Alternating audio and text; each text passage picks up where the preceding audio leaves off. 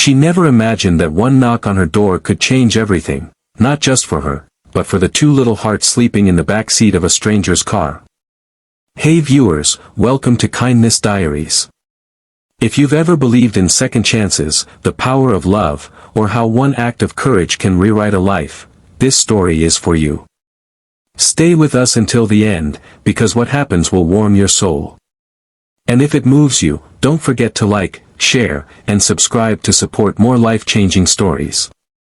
It was 6:58 p.m. Emma stood in front of her small mirror, adjusting the same black dress she wore to her sister's wedding years ago. She tucked her chestnut hair behind her ears, smoothing the flyaways nervously. It had been forever since she went on a date. For years, to be exact, since her husband walked out the door and never looked back. Since she was left raising their son, Noah, on her own, juggling 2 jobs, late bills, and a worn-out heart. Tonight's date wasn't anything extraordinary. It was a blind date, arranged by her coworker, who swore the guy was a real catch, but also not too charming to be dangerous. Emma laughed nervously at the memory. She didn't want dangerous. She wanted safe, kind, real. The knock came at exactly 7 p.m. Emma took a deep breath, walked to the door, and opened it. There he stood, a tall man in his late 30s, dressed simply but clean, with warm eyes and a nervous smile. He held a bouquet of daisies. "Hi. I'm Daniel." Emma smiled shyly. "Hi. I'm Emma. Thank you for the flowers, they're beautiful." But just as she stepped aside to let him in, he hesitated. His hand trembled slightly. Then, almost in a whisper, like he didn't know how to say it, he leaned in and said the words that made her freeze. "My kids are in the car." Everything stopped.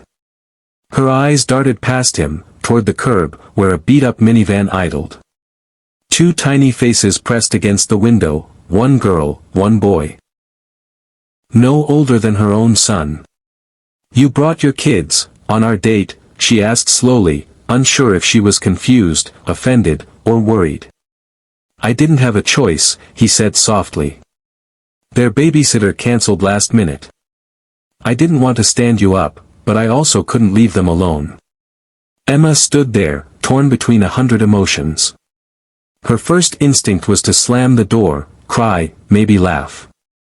But instead, she said the only thing that made sense in that surreal moment. "Bring them in. It's cold." Daniel blinked, as if surprised by her reaction. "Are you sure? No kid deserves to sit in a car while their dad goes on a date. Besides, I have hot cocoa." What followed wasn't anything close to the candlelit dinner either of them expected. Daniel's kids, Liam and Gracie, came inside shyly, holding hands. Emma made them warm cocoa, set out crayons and paper on the coffee table, and let her son Noah join them. The date turned into 4 people laughing over spilled marshmallows, tiny drawings, and old pizza Emma heated up from her freezer. As the evening unfolded, Emma learned that Daniel was a widower. His wife had died of breast cancer 2 years ago. Since then, he'd been raising his children alone, working nights as a mechanic and doing school drop-offs in the morning. He wasn't looking for love, just trying to keep his family afloat. Tonight was the first time he had tried to meet someone new. Emma told him about her struggles too. The sleepless nights. The eviction they almost faced. How she'd once hidden in the bathroom to cry while Noah asked for new shoes she couldn't afford. They weren't 2 people dating anymore. They were 2 souls quietly stitching up their broken parts in front of each other. Hours passed, and the kids fell asleep on the couch, bundled in borrowed blankets. Daniel offered to leave, to carry them to the car, but Emma stopped him. "Let them sleep. We can talk." They sat on the floor, leaning against the couch, watching the soft rise and fall of their children's breath. For the first time in years, Emma didn't feel alone. Over the next few weeks, Emma and Daniel met again. This time, no babysitters. Just them and their children, at parks, pancake breakfasts, school plays. Their dates weren't romantic, they were real. Messy, loud, beautiful. Daniel started fixing Emma's broken kitchen cabinet.